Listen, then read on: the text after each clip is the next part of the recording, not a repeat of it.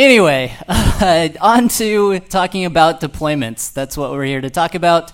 Talk about some Istio and some Kubernetes later, but the important part, whether or not you're using Kubernetes, actually, how many people are using Kubernetes in production?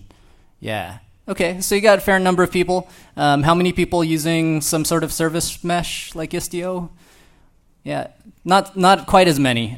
So I think the thing that I hope you get out of this talk is, number one, how you should think about deployments. Number two, start thinking about using a service mesh if you're using Kubernetes. I think what we've seen is as people start to use more and more Kubernetes, they start needing a lot of the control that we used to have in the physical world with actual servers and routers and things like that, and service meshes provide that. But anyway, on to deployments. What could possibly go wrong with deployments, right? How many people deployed code to production sometime this week? Yeah. Cool. Everybody else? Wow, that was actually less hands than I thought. So either you're doing well, like you're on holiday and you're just here at the conference, or you are slackers. What the hell are you people doing? Deploy some code. But it's really obvious, right? You deploy code, what can go wrong? Like literally everything can go wrong. From broken builds to you use some sort of a dependency and find out there's an upstream like security issue, to not even problems in your code, right? All of your tests could pass, and things can still break. You could have software teams that write a new feature because that's exactly what the spec said. That's what your product owner or your project manager told you to build, and you deploy it, and it's not at all what your customers wanted, right? And suddenly they hate you, or they're abusing the site. So I like this gentleman. I don't know how much you got this advert here in the UK. The most interesting man in the world from the Dos Equis beer. And so it's a meme, right? It's when I do blank, I do it in production. And the joke's on all of us. When we deploy to prod, we do that in production. As much as we try to get staging environments that match our production environment, as much as we have all of those unit tests and those integration tests and whatever tests that we're running, at the end of the day, you can do all the preparation you want, but when you deploy to prod, there's no safety net. It is prod. Except for, I think, if you use Canary deploys. So that's what I hope to talk about a bit more in depth here, is Canary deploys. A little bit about me. Who am I? Why should you listen to me? I'm Jason. I'm a technical evangelist at Datadog.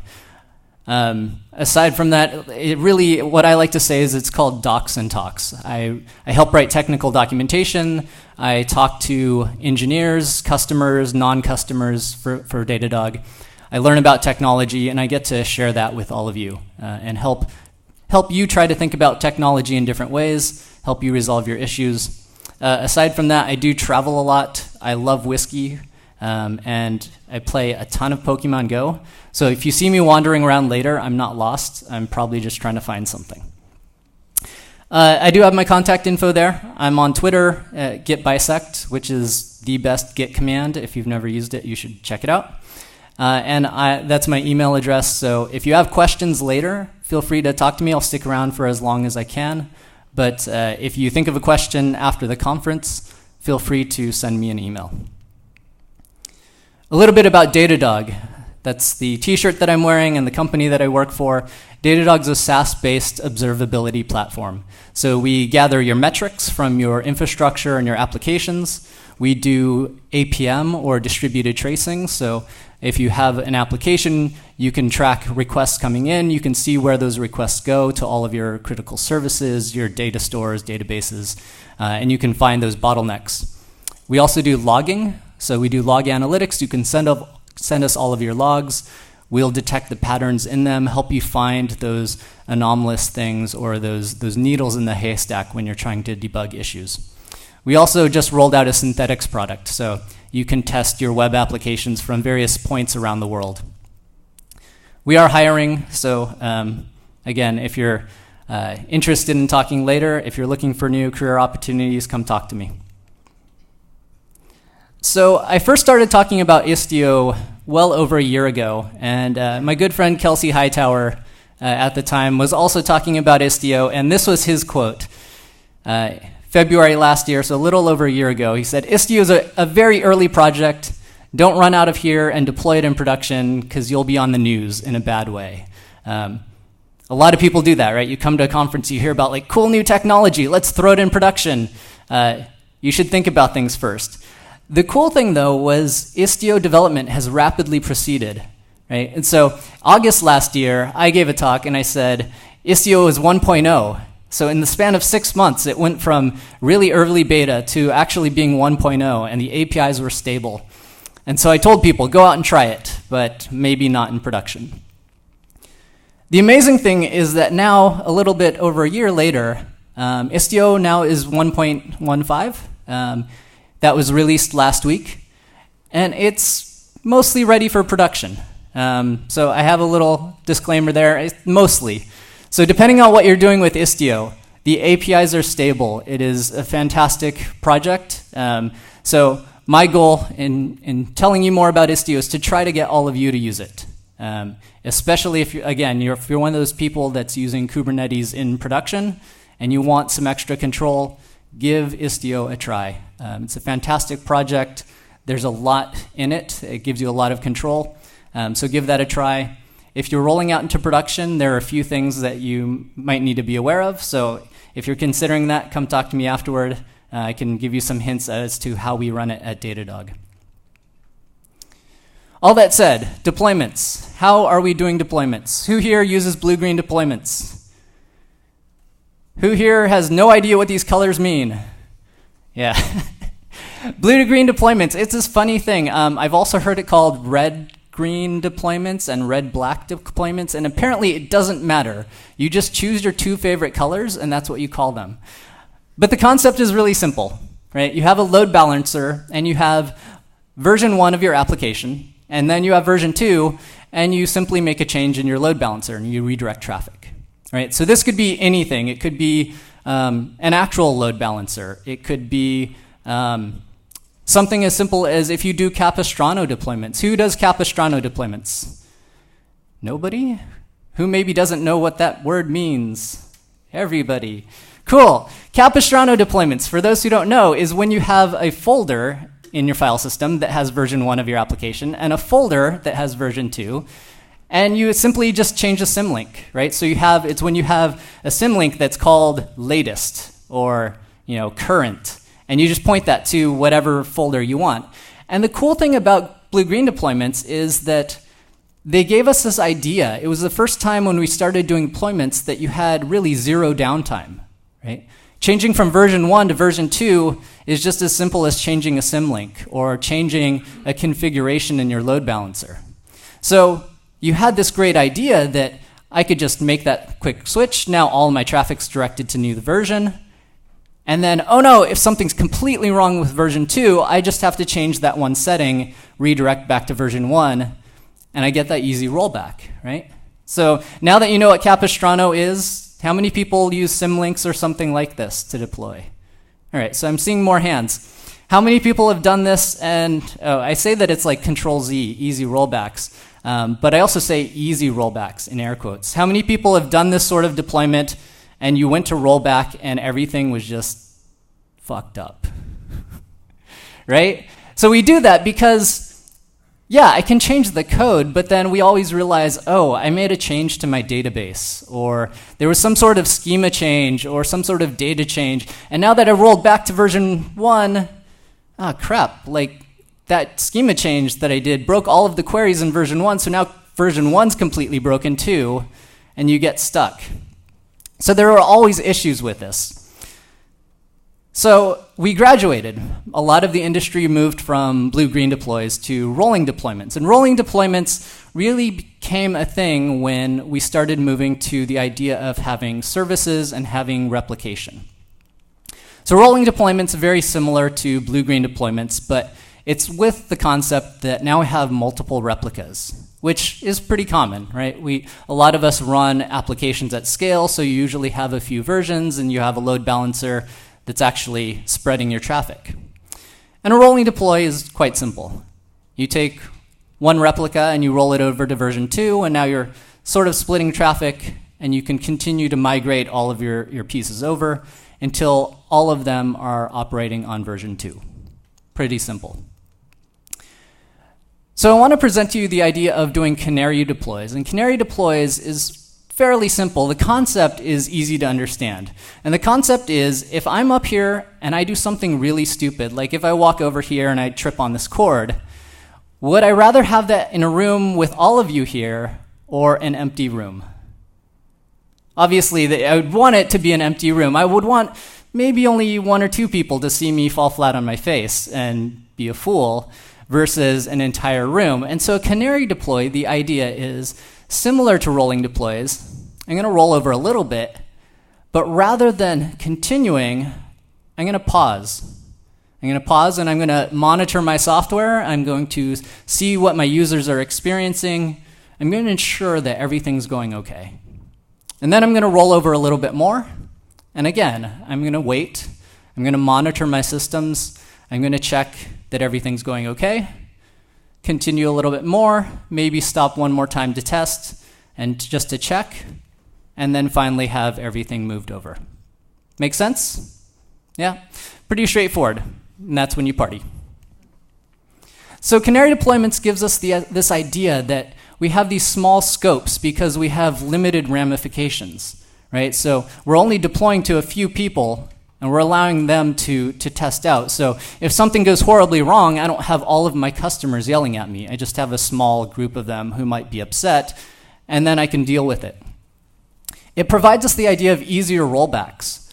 So whereas initially blue-green, you had to change all of your systems, with Canary deploys, because it's like a rolling deploy, but it's longer term, I now have to ensure that version 1 and version 2 of my application both work and they both operate, right? So if I have someone that's making a change to my database schema, well, because we're simultaneously running version 1 and version 2, now I have to ensure that all of those queries work, that my data is in a state where things are able to be serviced for both of those, right?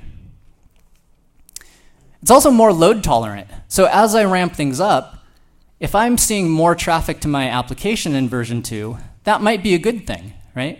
If I have a new version of my application and my little Canary group loves what I just deployed, I have a fantastic change, everybody's using my application more, that's a good thing. But because it's only deployed to a small number of people, I can see that load going up and I have time to adjust. I have time to scale my systems up. Similarly, if I see increased traffic, and it isn't a good thing, if I'm seeing less user engagement, more traffic, it could be signs of an unoptimized service call, right? Someone could have written code that now is making unnecessary calls to an API. So I can detect that early on and I can fix that before rolling out to everybody. Because if I were to do that all at once, you could imagine that suddenly all of your systems get more traffic and you take them down. The other fun thing that it allows you to do is have a little bit of concurrency. So as you start to build service-oriented applications, as you start to dive into microservices, you'll have many different teams working on new features. And the nice thing about this is now you can use some of that concurrency to roll out Canary deploys. One team can roll out to a small subset and test their changes, while another team rolls out to a different subset and tests changes. Right? So you can start to have your teams working in even more decoupled scenarios. So let's talk about Canary strategies. How should we think about this? If we're rolling out to a subset of our audience, who do we roll that out to? Well, the standard way that most people think about it is just randomly. They say, well, let's deploy to 5% of our users, and it's just completely random who those 5% are. And this is sometimes okay. But who here has decided that they were going to code something random and it really wasn't? You forgot to set a seed, or it actually wasn't random. There's a lot of biases that we have when we think of random. Simply the fact that we're here on UK time means that it's not random, right? So as you start to think about deploying and doing Canary deploys and targeting subsets of your customers, you have to think about people in terms of representative groups. What sort of features are you rolling out? And what sort of groups do you want to target? You have to think about things like geography or time. Again, we're here on UK time, so if I deploy and I say I want to roll this out to a small subset of users, well, who's going to be using that? Likely people on UK time or European time, right? Our customers in Asia are already done for the day, they've gone home. Our customers in the US, some of them are coming online in the East Coast, but the ones in the West Coast are probably just getting coffee and they're starting their days, so they're checking emails, they're not going to be looking at our application. You also have to think about usage patterns. If I roll out a new feature and it's supposed to add something to my authenticated users, my logged in users, well, if I set that to just be a purely random number, how many of those users will actually be touching that feature that I just deployed? Right? So I have to think about controlling my Canary deploy so that only my logged in users see it, or some percentage of my logged in users, and then I could actually start measuring what they're actually looking at and how they're experiencing it. The other thing you have to think about for Canary deploys is that granularity. How small of a group are you going to deploy to? Right? How small, and then as you ramp up, you don't want to go from just a small subset to everybody. You want to go from a small subset to a larger subset, maybe an even larger subset before rolling out to everybody. So, for example, Datadog has a customer called Grubhub. They're kind of like Foodora or a lot of these delivery services where you order food online from a restaurant, they pick it up.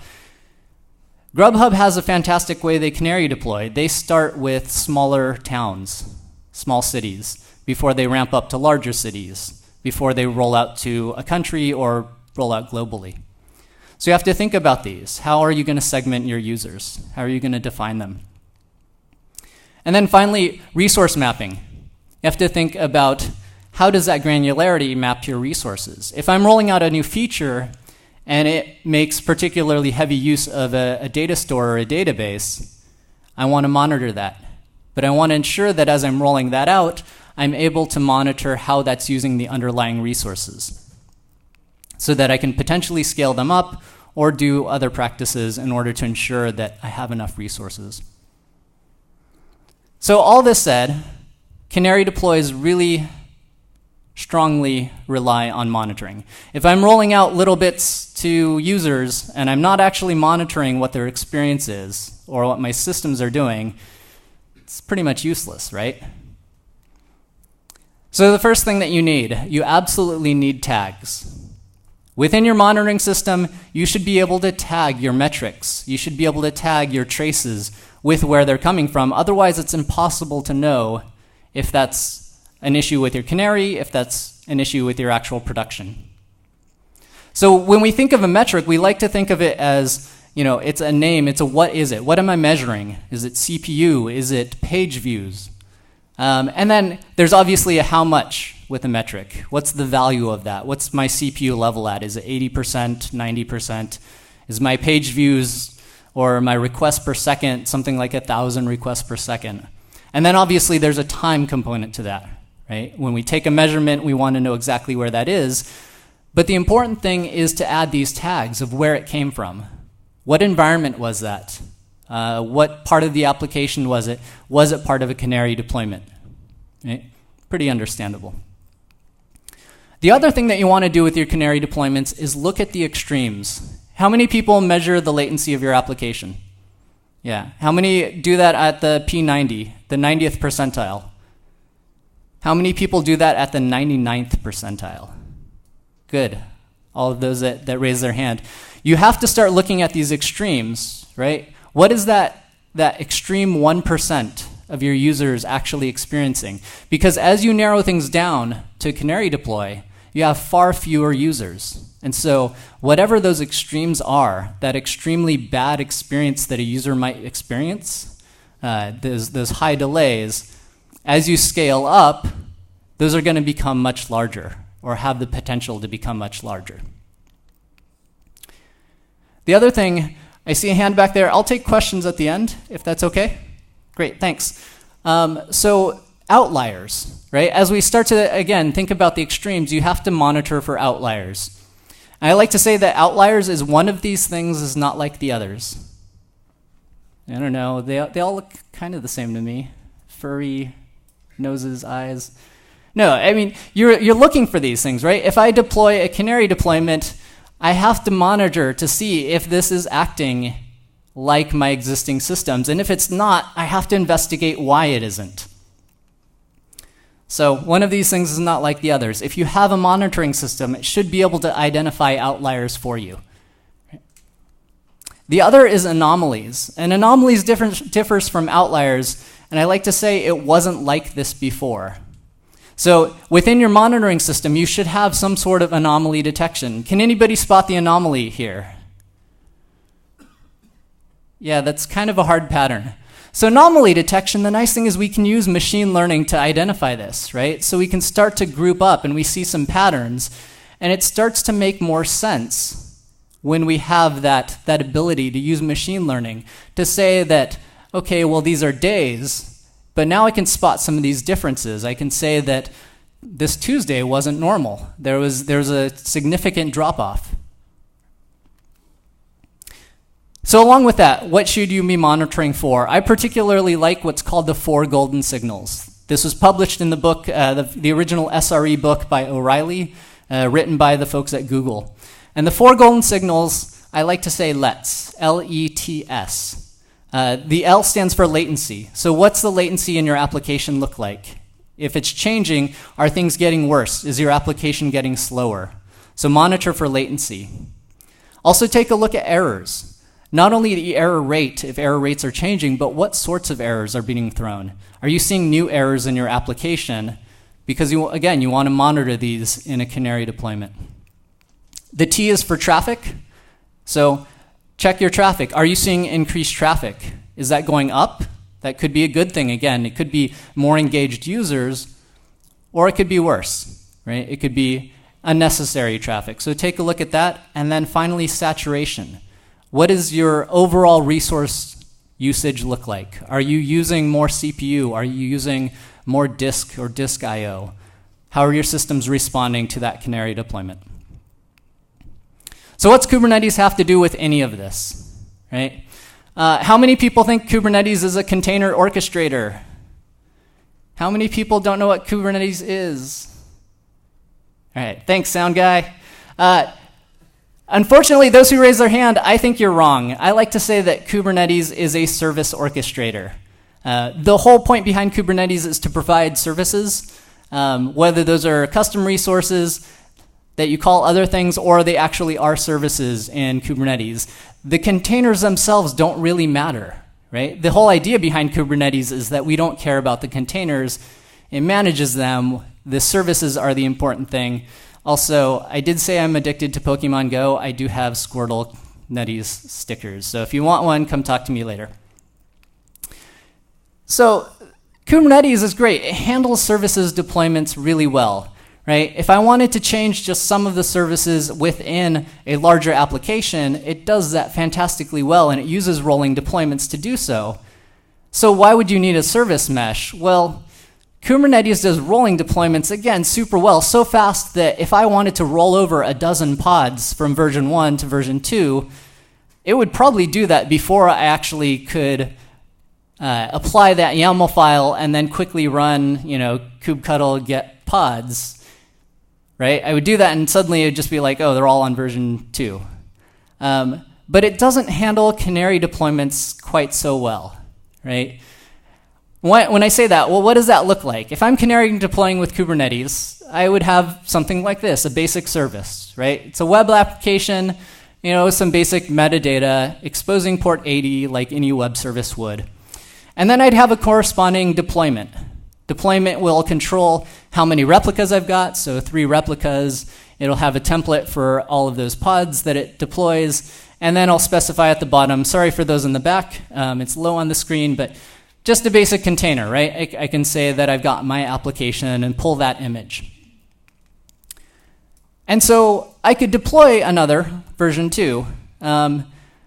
Who here knows what would happen if I did this? If I have 2 deployments with 1 service, and the service is just matching really basically on my application name, not on my version. Anyone know what's going to happen with this?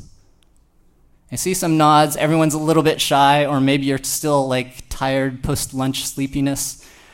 If you were to do this, Kubernetes does nice load balancing. You get randomly 50-50 between these two, right? So we can imagine that we can use this to our advantage, right? We've got the number of replicas.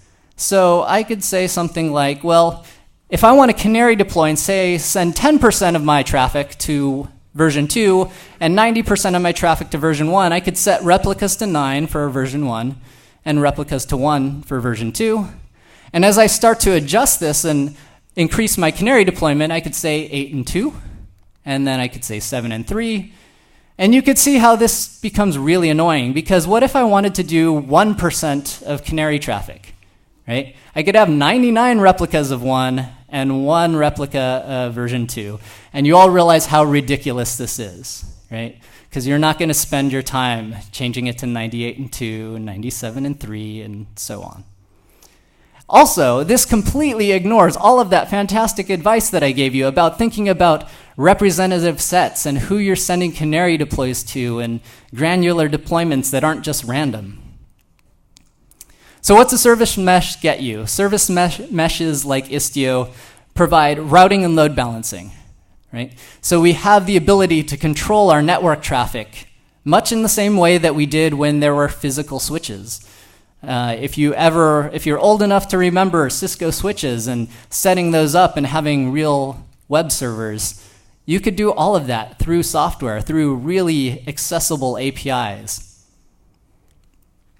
It also provides better service discovery. So whatever we deploy now has the ability to find those and manage them better. It also manages timeouts and retries. Oftentimes I see people that they write services because they're moving to microservices and they set some sort of timeout in their software. And then you realize that, oh yeah, the other service team in my organization set timeouts on theirs, and then the third one set other timeouts on theirs. And you realize that compounded all of these timeouts mean that the application will time out in like 15 minutes because everybody has added their little timeout. The nice thing with service meshes like Istio is you can control these on a global level. And you can have it retry. So if something times out, you can simply have it request from another pod. It also has policy enforcement, and we love this at Datadog. How many people have software developers? How many people are software developers? Quick show of hands. How many people are like ops, DevOps, sysadmins? Ooh, minority. So I have a little bit of background in both. How many of you software developers, you always, when you're making an API request to some other service, you always ensure that it's TLS, HTTPS encrypted? Oh, that's really sad. How many of you ops engineers are like, I knew that would happen. Those damn developers don't know anything about security. Yeah, people in the back. The cool thing about like Istio is that we can encrypt all of these. You don't have to worry about it because it takes over that network traffic for you. It handles it. It just automatically ensures that you are TLS encrypted, everything's secure. You don't have to worry about it. You don't have to worry about what did that other service provider or that other service owner do when they're making a call to me? Do I have to worry that they're requesting things unsecurely from my service? They don't have to worry about it if I'm requesting from theirs. And finally, it provides monitoring and tracing. So because it starts to take over that network traffic, you're able to have insight into what services are calling others, what sort of information are they getting, how regularly are they doing that, how long is it taking. So you get a lot of really cool information from it. So how's this work? You've got Kubernetes, it's got a bunch of pods. We're going to take those and we're going to push them to the side, and we're going to add what's called a data plane. Essentially, we're going to sidecar Envoy. So Envoy is a fantastic open source project by the folks at Lyft, which, if you're not familiar with Lyft, it's an Uber competitor, not so popular on this side of the pond, but very popular in the US, and they're doing fantastic things. But Envoy is a great sidecar proxy. So you're now sending, all of your pods are going to be sending their traffic to Envoy. Envoy is going to do the communication. Istio, though, provides another level, another plane that's called the control plane. And this is where all of that nice logic can apply, where you can start to get that monitoring, where you can start to do that traffic policies and enforcement. And that's really the core of Istio. So what's Canary deploying look like with Istio? Well, when you have a service, services, what do they look like? Well, it's basically the same, right? If you have a Kubernetes service, you apply it to Istio, you don't actually do anything. When it comes to deployments, well, that's mostly the same. From your perspective, the fantastic thing about Istio is you don't have to change much of how you already work with Kubernetes. You write your same deployments, and you'll run them through Istio-ctl. You'll tell it kubeinject, it'll make a bunch of changes to your YAML. I highly recommend that you output that to another file, and you take a look at it, and then you can apply that. So from your perspective, other than this one command, you don't have to worry about it. And to be honest, you really don't have to worry about it even running this command. Now, I highly recommend that you do that. The first few times, you should always take a look, right? You don't want to have some application changing your YAML files and then you blindly apply it. It's exactly like when people tell you, oh, just run curl or wget against this URL and pipe it to shell. And trust me, it'll install something and it's totally safe. But yet, we still sometimes do that. So I highly recommend that you take a look. But once you get used to it, you get this nice feature in Kubernetes, mutating webhook admission controllers. It's a really fancy way to say there are webhooks in Kubernetes.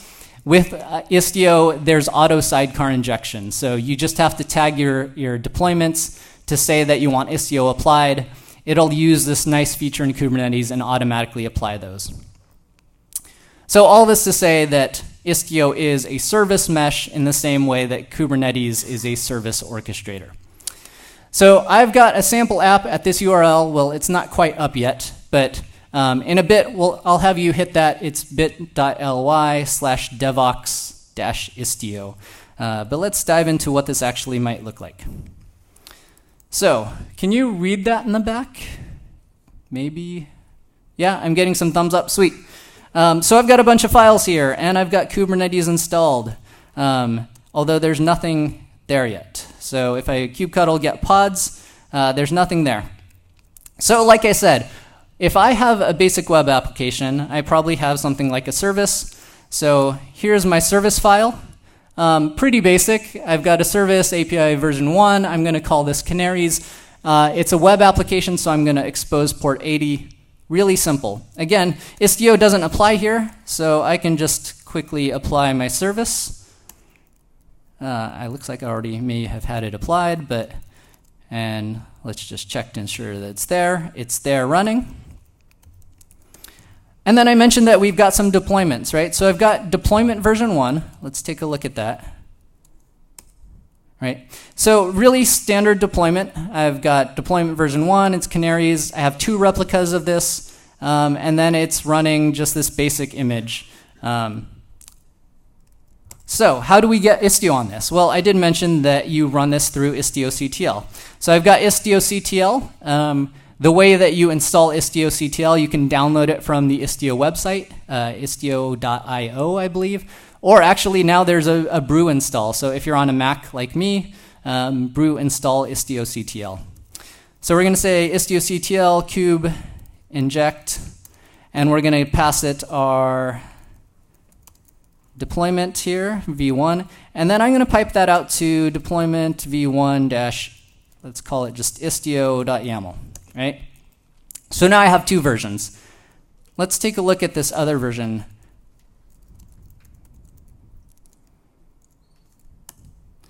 Cool. So it looks at the beginning mostly like what I had before, right?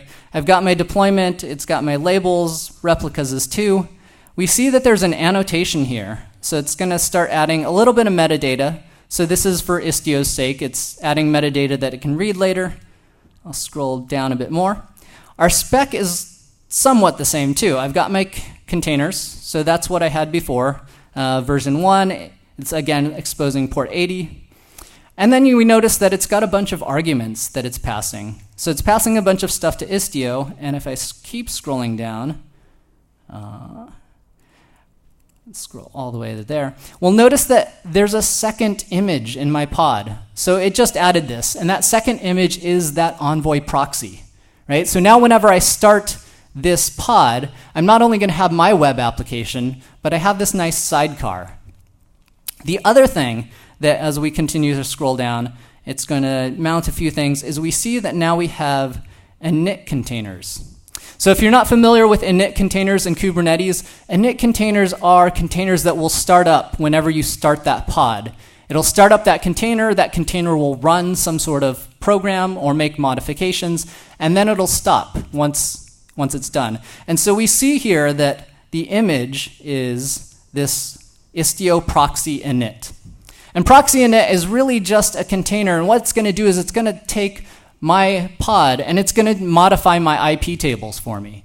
So whatever application I'm deploying, the network is going to get modified, so now all of that network traffic is going to be flowing through that Istio sidecar, right, which is actually Envoy. And then it's got a bunch of other stuff at the bottom. Cool, so if I do this, I'm going to apply that. And then let's do it to the second one. Two.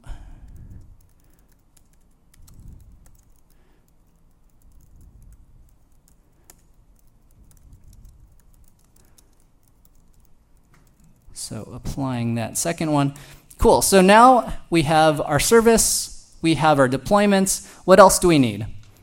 Well, in order for Istio to actually manage the network, we normally have a Kubernetes gateway, right? And that gateway is how our external traffic gets into Kubernetes. We similarly need one with Istio. So Istio needs to manage all of that network traffic. So we have an Istio gateway, right? So this gateway is going to, again, expose port 80, and it's going to map it to hosts coming in. So we can go ahead and apply that.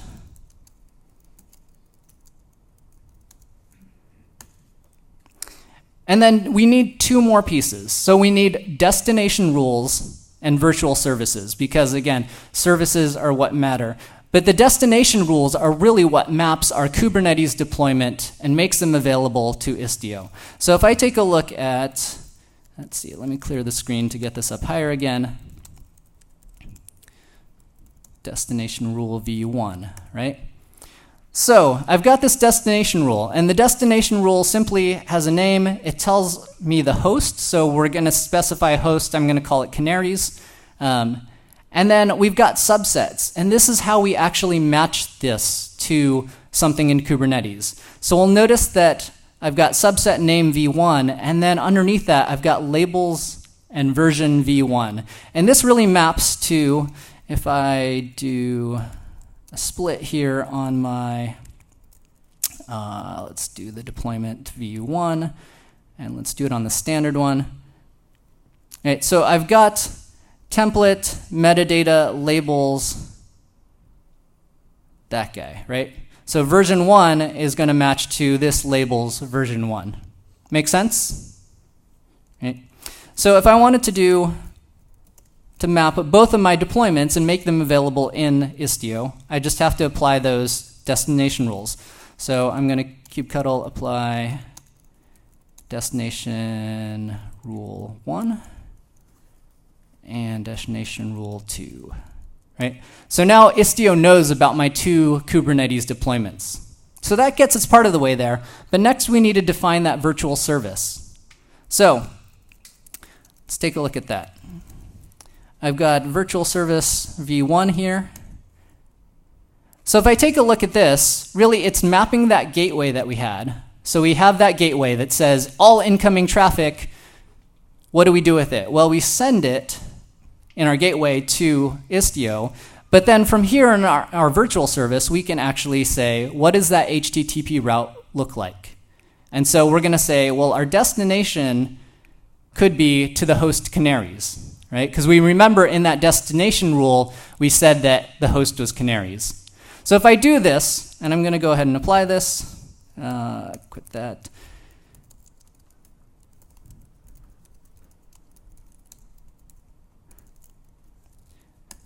All right, so if I apply that, I should be able to now hit that link, which was this.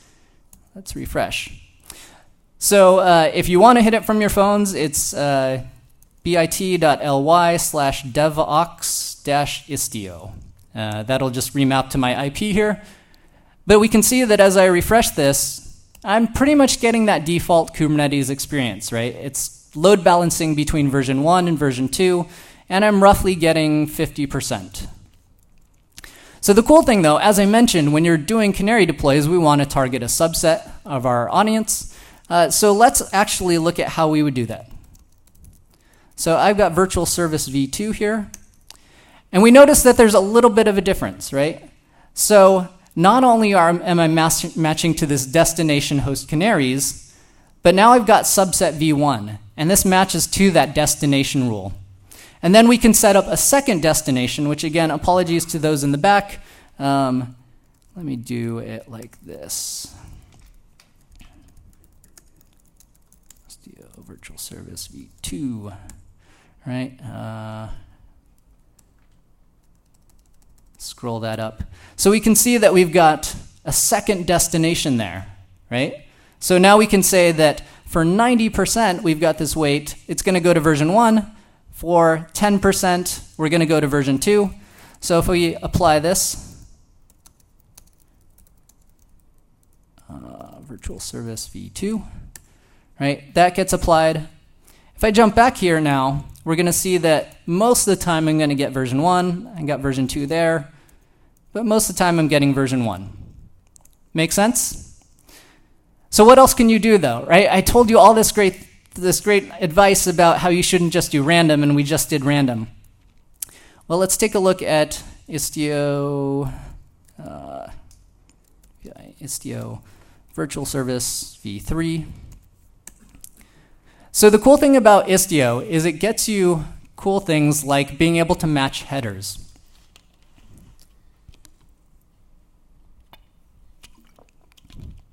So here we can see that my headers, I'm matching on a user agent string. I'm doing a regex for Firefox. Sorry about that. You're all awake now. Yeah, so now it's going to be matching on user agent string, right? So you can imagine with this, if you're rolling out a feature to your logged in users, right, you want to set that user agent to be logged in users. And now you can target those logged in users. And so we can start daisy chaining these to say that, well, if we're matching on headers, it's going to go to route v1. Otherwise, we're going to route v2. But Istio allows you to add as many of these as possible, or as many as you can think of, right? So we can say we can match on headers user agent. I can add another entry for headers looking for a specific cookie. And so this is also the way that if you have a user and you've deployed a Canary, well, it'd be really kind of a bad experience if they got the Canary for one time that they visited the application, then they come back and they get the old version. And then they come back again, they get the new version, and it's random. So you can actually start to match on things like sessions in this, right? So people start to get a consistent experience. Cool. I'm running out of time, so I'm not going to apply that and open up Firefox, but you get the idea. So let's jump back into this. So what else can it do? Well, this is just the traffic and routing in Istio. There's a ton of stuff that it can do. As I mentioned, there's that control plane, and that control plane offers a lot of features along monitoring, more control.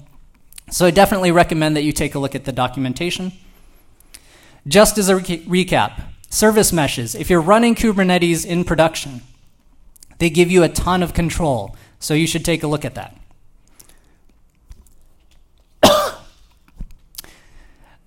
When you're thinking about Canary deploys, think about representative sets. Think about being granular and how you can do that. How are you actually wanting your users to experience things? In order to do Canary deploys right, you need the right monitoring. So ensure that you have tagging turned on, that you can add that extra metadata to your monitoring system. And hopefully that your monitoring system has some sort of outlier detection or anomaly detection. And then finally, what to watch for: latency, errors, traffic, and saturation. And if I leave you with one final thing, go try Istio. It's generally production ready. It's really stable. Unless you're operating at very large scales or you have interesting edge cases, I think it works for 95% of you out there. You'll find a lot of value and a lot of use in it. So go give it a try. That said, I believe I have 5 minutes left for questions. So happy to take questions. Also, I'll hang out for as long as possible, or hit me up on email or Twitter if you have other questions afterward. Yeah? A very good question. I found it a bit difficult sometimes.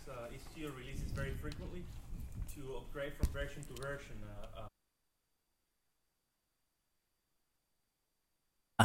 Oh, thanks. Man, that sound guy's great. Yeah, so Istio, because it is this rapid project, right? I mentioned that, a little over a year ago, it was like, this is crazy, don't run this. And 6 months later, it was like, this is 1.0. And a year later, it's like, yeah, go use this. It does update fairly frequently. Right now, it's been moving a little bit slower. So it does use sort of semantic versioning. So it's now 1.1.5. I don't think 0.6 is anywhere close. So those minor versions, you can definitely skip those unless there's something that is really critical for you, if there's an issue that you've experienced. Unfortunately, that is one of the issues around Istio right now. Because it's so early, you do have to pay attention to the project. One fantastic way to do that is there is a bi-weekly webinar or web call, so you can get on there. A lot of the core contributors are on there. We talk about what's going on, what's being released. So it's a fantastic way to keep up on the project. So that said, unless there's something that really affects you, it's not worth spending all that time to invest to upgrade to the latest version every single time. Also, because the APIs are stable, a lot of times those minor little version changes really don't affect you, or they might be changes in Istio-CTL. So it comes down to paying attention to that. The other fantastic thing is there are a lot of companies, if you use any sort of managed Kubernetes, a lot of the large cloud providers are starting to provide Istio management as well. So my example here is running on IKS, which is IBM's Kubernetes service. They have Istio to install it. It's just a one-click button, and they do the management. That said, this is running, I believe it's 1.12, so it is further back as well. But it is that nice thing, as Istio gains in popularity, you're starting to get a lot of these more managed installs. So that's one way to deal with it. Thank you. Another question. So you mentioned traffic or saturation metrics on the Canary deploys.